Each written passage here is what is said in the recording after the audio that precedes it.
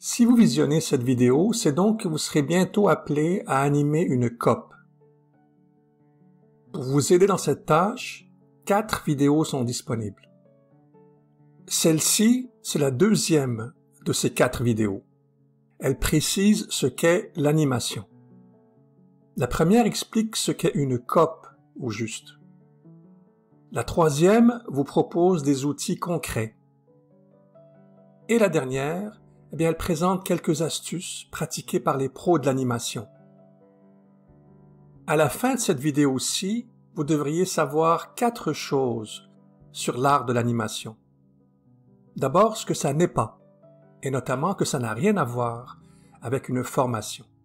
Ensuite, on va mélanger 2 métaphores, celle des chapeaux et celle d'un voilier, pour décrire le métier de l'animateur. Un peintre, ça peint. Un artisan, ça construit.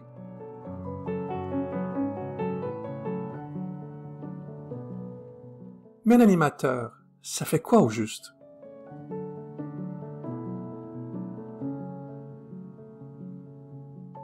On va aussi survoler quelques techniques. Il en existe des dizaines.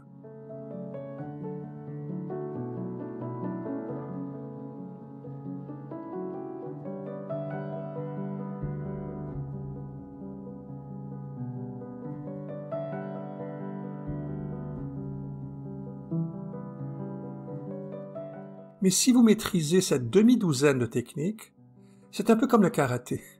Vous serez déjà ceinture noire premier dan. Les autres, c'est seulement pour impressionner d'autres ceintures noires comme vous. Enfin, on va voir le lien entre les chapeaux et cette demi-douzaine de techniques. On va voir à quel moment il convient d'utiliser telle technique plutôt que telle autre.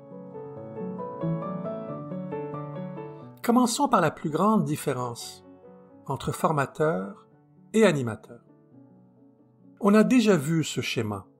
Quand vous portez le chapeau du formateur-encadreur, la question vient de vous et la réponse aussi. Avec ce chapeau, quand vous arrivez dans l'établissement, par exemple, vous allez dire « Bonjour, aujourd'hui la question c'est « Comment pratiquer l'évaluation critériée ?» Et voici la réponse à ma propre question.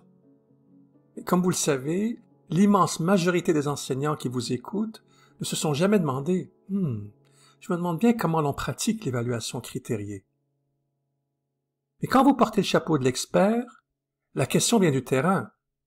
La réponse vient de vous. C'est ici que se situe le rôle de l'animateur qui accompagne une COP. Et la question et la réponse viennent du groupe lui-même. Ici, vous vous comportez comme une sage-femme. Votre rôle n'est pas de mettre au monde le bébé tel que vous le souhaitez, c'est d'aider le groupe à mettre au monde son bébé à lui. Remarquez, rien ne vous empêche de faire appel à des experts ou à des formateurs, de la même manière qu'une sage-femme peut faire appel à un médecin. Si jamais vous constatez que le bébé tarde à sortir, ou encore si le groupe vous demande une formation précise sur, on va dire, la bonne nutrition pour favoriser un bébé en santé, vous pouvez alors suggérer des invitations à l'occasion. On prend l'importance d'une COP à l'étage au-dessus. Lorsque les animateurs de COP sont eux-mêmes réseautés entre eux, à l'intérieur d'une COP, ils peuvent partager un plus grand nombre d'expertises et s'inviter mutuellement ou encore collaborer entre 2 COP afin d'enrichir leur propre spectre d'expertise. Pour favoriser la naissance du bébé, un animateur passe son temps à jongler avec 3 rôles, qu'on a symbolisés avec 3 chapeaux. Le premier chapeau fait référence au rôle d'organisateur. Avec ce chapeau, vous organisez le temps, l'espace, la distribution des tâches, la séquence des activités, le bon moment pour insérer une pause café ou simplement une pause santé. Le deuxième chapeau fait référence au rôle de facilitateur. Avec ce chapeau, vous restez attentif au climat de travail. Est-ce que chaque personne se sent à l'aise? Pourquoi une telle n'a pas encore dit un seul mot? Attention, tel autre, il n'arrête pas de monopoliser la parole.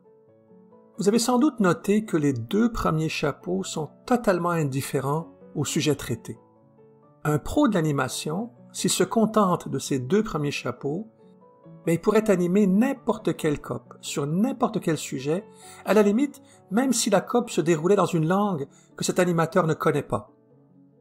C'est seulement avec le troisième chapeau que le contenu et la langue parlée commencent à être importants.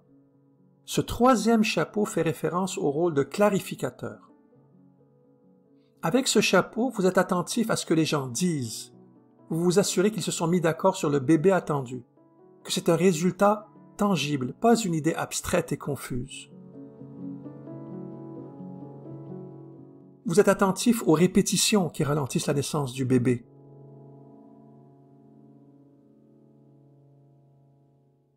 Vous surveillez les opinions qui sont annoncées comme des faits, pas parce que ce sont des opinions et que vous ne les partagez pas, mais plutôt parce que ce ne sont pas des faits. C'est aussi ce troisième chapeau qui risque de vous amener à jouer le rôle du formateur. En fait, c'est le danger qui guette les personnes qui jouissent d'une bonne réputation en termes d'expertise.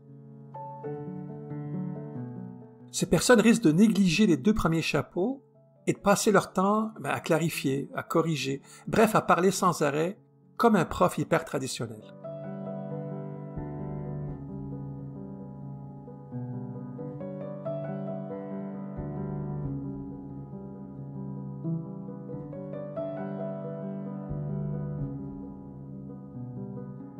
Certains théoriciens de l'animation ont récemment ajouté un quatrième chapeau à ce modèle.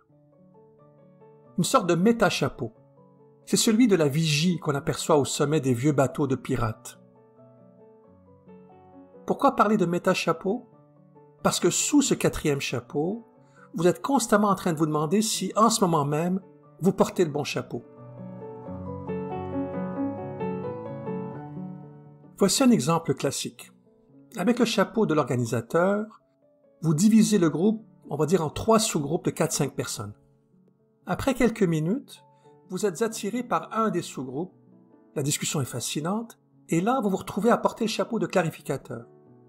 Sauf que pendant ce temps, vous avez complètement perdu de vue ce qui se passe dans les 2 autres sous-groupes. Pendant ce temps, vous ne remarquez pas que le sous-groupe à côté, il y a eu confusion dans la compréhension de la consigne, et ce sous-groupe va vite se retrouver hors sujet. Et dans l'autre sous-groupe, il semble y avoir eu un froid entre 2 membres influents, de sorte que le groupe est freiné. Les pros de l'animation sont constamment attentifs au risque de porter le mauvais chapeau au mauvais moment. Ces pros de l'animation regardent en même temps le moment présent et la tendance à venir. Ils sont toujours prêts à changer de chapeau, ne serait-ce que pour quelques instants. Jusqu'ici, l'exemple donné a évoqué le classique plénière sous-groupe retour en plénière.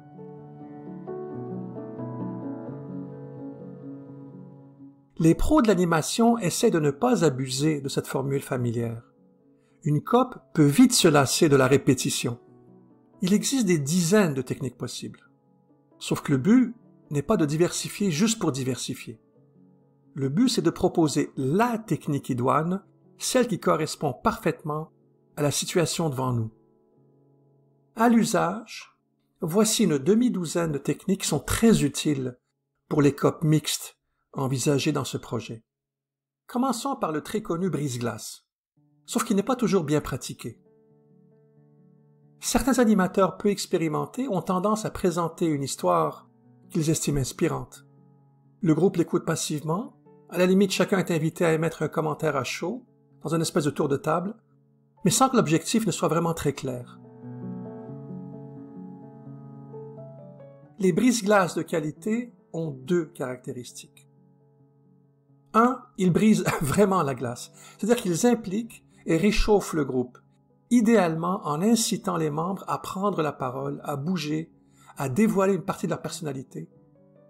2, ils visent un but bien précis. Si le groupe se connaît déjà très bien, rien ne sert de proposer un brise-glace qui vise à mieux se connaître.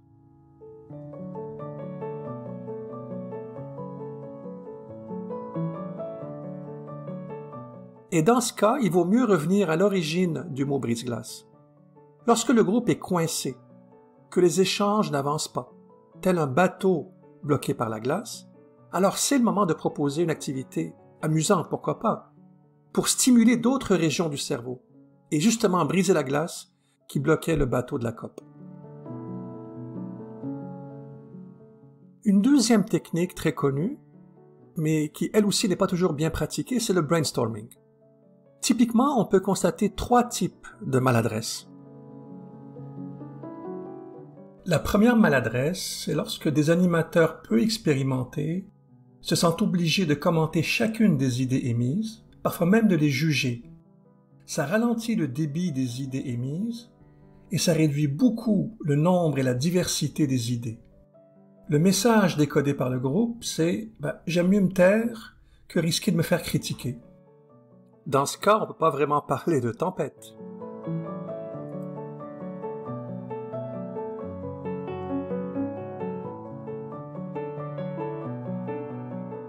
Tout au plus d'une petite pluie d'été.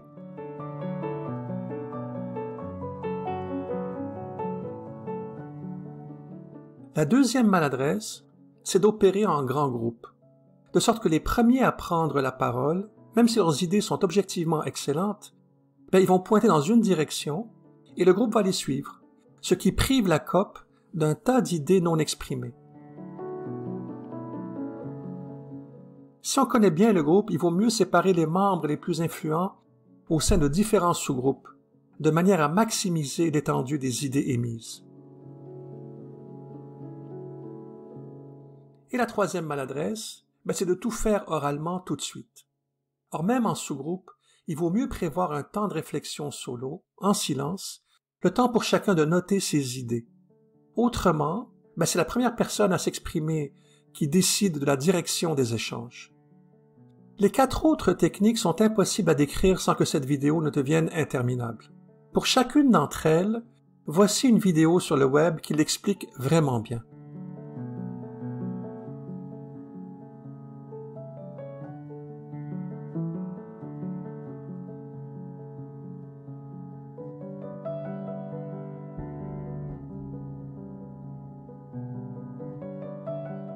Le plus important, on l'a gardé pour la fin. C'est le lien entre les chapeaux et les techniques. Il n'y a hélas pas de schéma qui illustre une correspondance biunivoque, comme on disait en maths, entre tel chapeau et telle technique. Le même brise-glace peut servir sous différents chapeaux. Sous le chapeau de facilitateur, il peut servir à améliorer le climat de travail. Sous le chapeau de l'organisateur, ce même brise-glace peut servir à accélérer la formation de 4 sous-groupes, si par exemple vous cachez 4 symboles dans une boîte. Et enfin, sous le chapeau du clarificateur, comme on vient de le voir, il peut servir à briser la glace qui empêchait le groupe d'avancer vers son résultat attendu. Le message clé à retenir ici, c'est de toujours se poser la question « Pourquoi est-ce que j'ai décidé de choisir telle technique et pas telle autre ?»